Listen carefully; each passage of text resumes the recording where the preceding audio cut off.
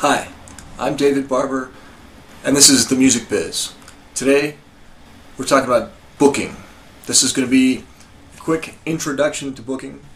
If you want more details, you can go to rockoncolorado.com, and there's a lot more information there, and it's all written out. We can only put so much into the YouTube video, so here it is. Booking is an annoying and thankless task, best left to professionals. However, since you are probably not the kind of band that can get a professional booking agent, or you wouldn't be watching this, you're going to have to do it yourself. Okay? Here's how it works. You contact a venue, you tell them about your band, you beg for a gig. If they like what you're doing, or they figure you're worth taking a shot on, they're going to book you. They'll give you a shot. Sounds pretty simple, but sometimes it's not. There's a lot of little details in there that can really mess you over if you screw it up. Okay? So I'm going to try to tell you how to avoid most of those. Okay? Now, if you're a new band, or you're just new to a venue, or new to a town, a market, they call it, you got to start off with the audition nights. And they'll either call it an audition night, or it'll be some fancy kind of showcase or something. And it'll usually be on a Sunday, Monday, Tuesday, maybe a Wednesday night. And basically, this is their opportunity to make sure that what you sent them, you know, your online stuff, your recording, your bio, you know, anybody can make that look really great. But if you can't follow it up with playing well on stage in the venue, that's not good. And also, they want to find out how many people you can really bring.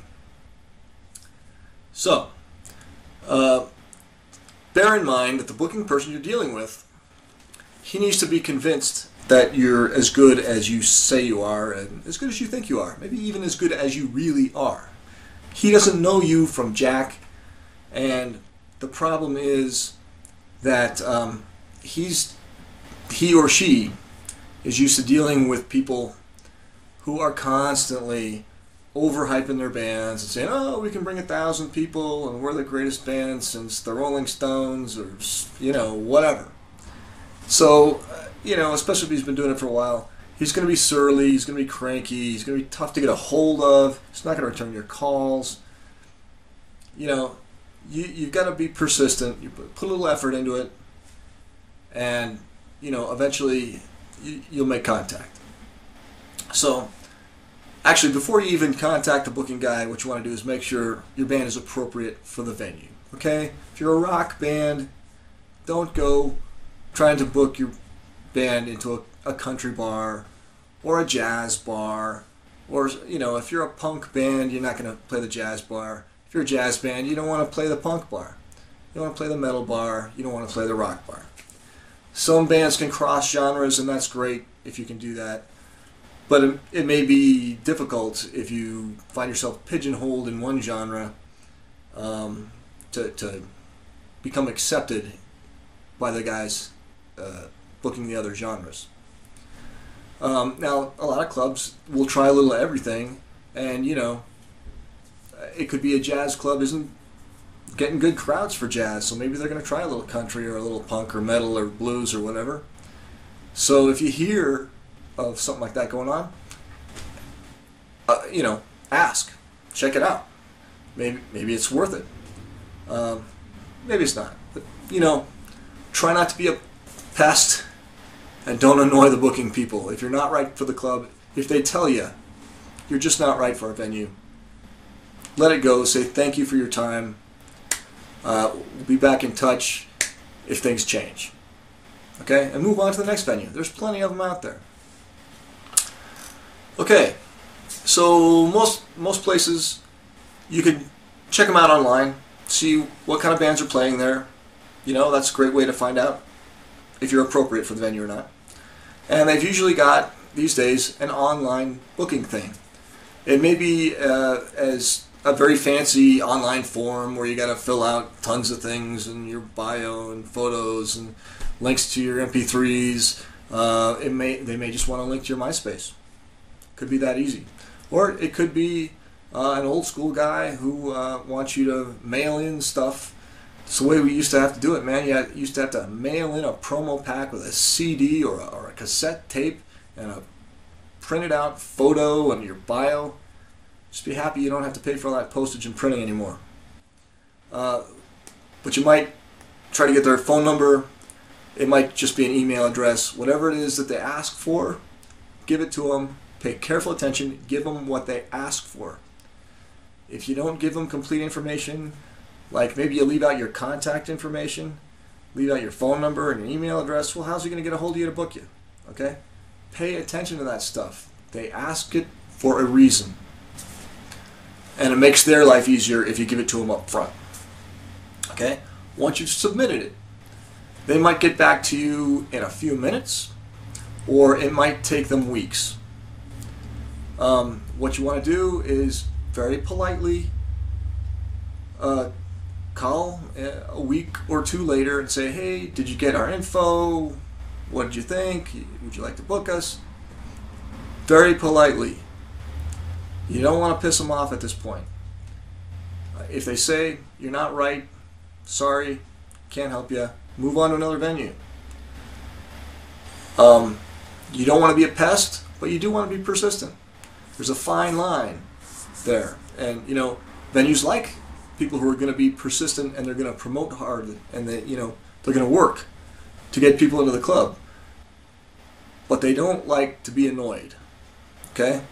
Life is annoying enough. All right. So once they say, okay, we'd like to take a chance on you, they're going to give you a date or a couple of dates.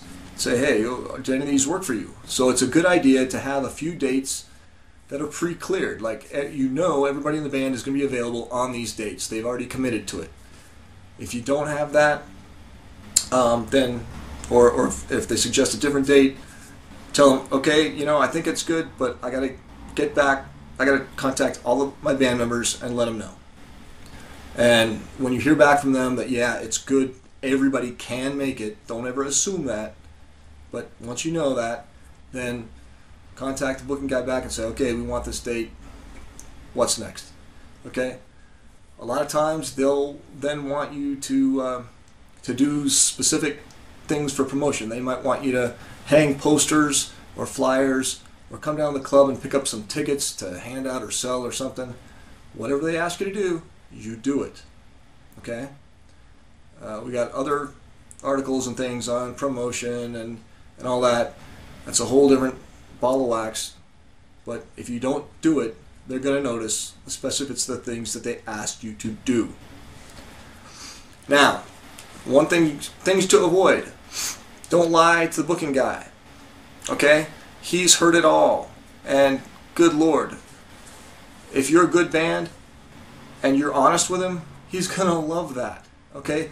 If you honestly tell him, look, we've never played a gig in your market before, I don't know if we got any fans or not, but we're going to work it. We're going to come out there, we're going to flyer the place, we're going to promote, we're going to do whatever you're going to do, you can do it.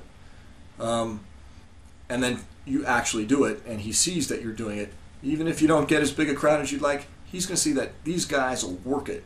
So let's give them another shot down the road if the first one doesn't work out. And, you know, maybe they'll build up a following and eventually become something. You know, if you tell them, wow, man, we're going to have 500 people in your room, man, because, you know, we're just the shit. And then, you know, night of the gig, 5 people show up.